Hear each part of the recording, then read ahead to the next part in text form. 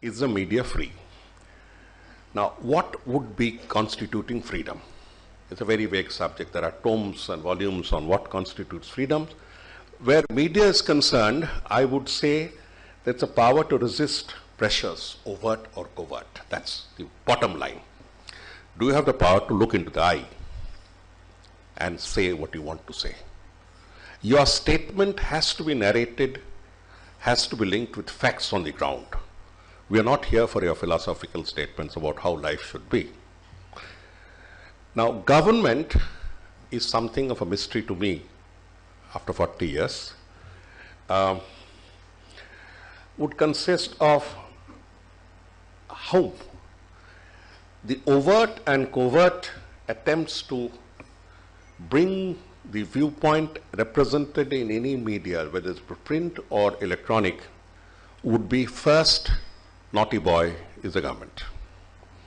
Having served it faithfully and sometimes unfaithfully for many years, I know how the mind operates, and my senior Mr. Deepak Rudra is also here. So, political forces, this has got nothing to do with government per se. There are forces that move in spite of government and sometimes because of government. We'll come to them. Business interests. At the bottom line, whether you believe in Marx or whether you believe in open society, it's the economy that drives you around. And those who control the economy tend to control many things their way. Proprietors. This is a little distinct from business interests per se. Business interest would be more of a lobby or a group that advocates a particular line. A proprietor is somebody who can advertise his goods and get away with it. Comes the dominant advertisers. This is a role we don't focus on at all. We go into macros and miss out the main culprit on the show. Those who pay the piper call the tune. That's it. Then other pressure groups. There are there. It will take a long time, so I'll move on to the next slide. So these are the ones, those who are very senior to me, I would submit. The government is not a monolith. Certainly not. It's a bizarre jigsaw puzzle. A bizarre jigsaw puzzle. But means in the center or in the state, different ministries. Now, different ministries are almost always at war. And if you get frustrated, Mrs. Basu is here, she has been an MP, she knows how frustrating it is to get your way because this ministry says that, the other ministry said that. Remember this silver lining. Thank God they are fighting. Had all of them been together, human society would be at peril. And I say that very seriously. Thank God they are fighting, squabbling. And it's happened in medieval Europe, it has happened all over the world. So that's one saving grace. If you are skillful enough, you can negotiate the ball between contending rugby players.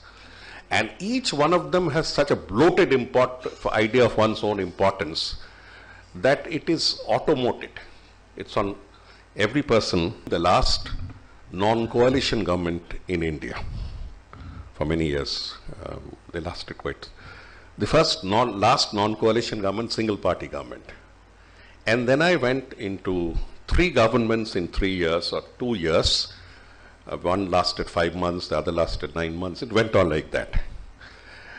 And when somebody asked me, what is this quarrelsome nature of coalitions and aren't they a nag? Because that was one stance put in by the last government, coalition compulsions.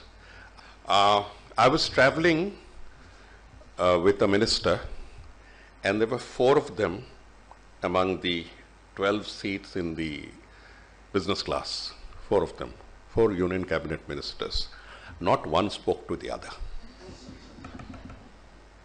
And so basically when people talk about coalitions and this and that, I put it like this, that every single party's government is a coalition of contending interests, and every coalition has more internal unity on certain interests working together than a single party government. So these are all discussions that really don't merit, because it's our annoyance to see how many little parties are acting so smart. An MP with just 2 districts of Tamil Nadu and 3 seats was allegedly destroying AIMS, All India Medical Institute. Now, I would submit that this could happen even with somebody from the other government, so whatever was left was finished off by him. So it happens, but this is the groundswell, and what I'm telling you is something that the pressmen come to know, journalists come to know very early. Interests of ruling parties and coalitions, individual ministers and bureaucrats.